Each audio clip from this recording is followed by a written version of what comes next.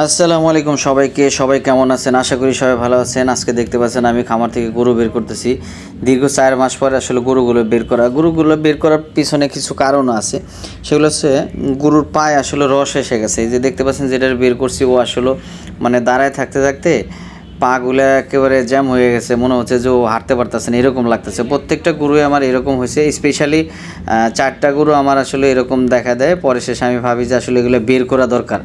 দীর্ঘ 4 মাস হয়ে গেছে তারা আসলে ঘরের ভিতরে, এর মাঝখানে বের করা হয় নাই। তো ওই হিসাব করে আমি গরুগুলোকে বের করে দেখলাম যে না, এগুলো তো আসলে পায়ে কোনো সমস্যা নাই অথবা কোনো ঝামেলা নাই, শুধুমাত্র আসলে দাঁড়ায় থাকতে থাকতে তা পায়ের ভিতরে একটা রস এসেছে। দেখেন মাশাআল্লাহ লাফালাফি করতেছে কেমন।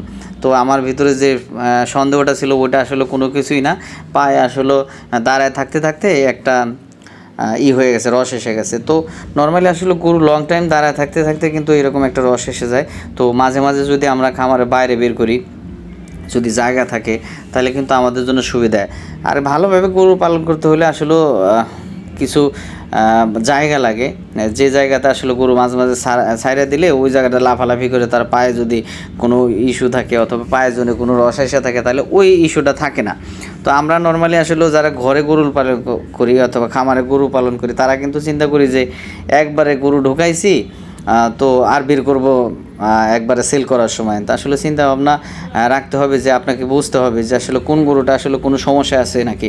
আমি যখন আসলে ঘরে ঢুকি তখন দেখি যে আসলে ওরা কেমন যেন একটা মুভমেন্ট করতেছিল, তো পায়ে দাঁড়াইতেছিল অথবা পা কেমন যেন ব্যথা ব্যথা লাগতেছিল এরকম। যার কারণে আমি বলি যে ছোটো ভাইরে বললাম যে আজকে গরু বের করি। আর গরু বের করা আরও কিছু কারণ আছে। হঠাৎ করে গরু কিন্তু খামারের গরু বাইরে বের করলে ওরা আসলে চোখে কিছু দেখে না। আমার একটা ওই পাশের গরুটা লালটা দেখতে পাচ্ছেন, ও কিন্তু আসলে ঘরে থেকে বাইরে বেরোতে গিয়ে ধাম করে পড়ে গেছে, কিন্তু ও আসলে কিছু দেখতেছিল না। তো মাঝে মাঝে আসলে বের করলে কি এই শোগুলা থাকে না, ঝামেলা থাকে না। তো আমাদের প্রত্যেকেরই উচিত যে গরুগুলাকে আসলে সবসময় খেয়াল করা। খামারে আসলে গরু পাললেই তো হবে না, সব দিকে খেয়াল রাখতে হবে।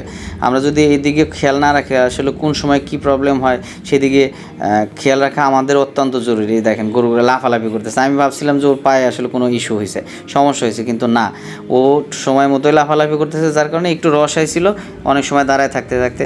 আপনারা চাইলে গরু আসলে এরকম বাইরে বের করতে পারেন, অথবা অনেকেই গরু বাইরে পালন করে ঘরে দেন প্রত্যেক দিনে। আমাদের এলাকায় অনেক আছে, কিন্তু আমরা তো আসলে বাইরে বের করি না।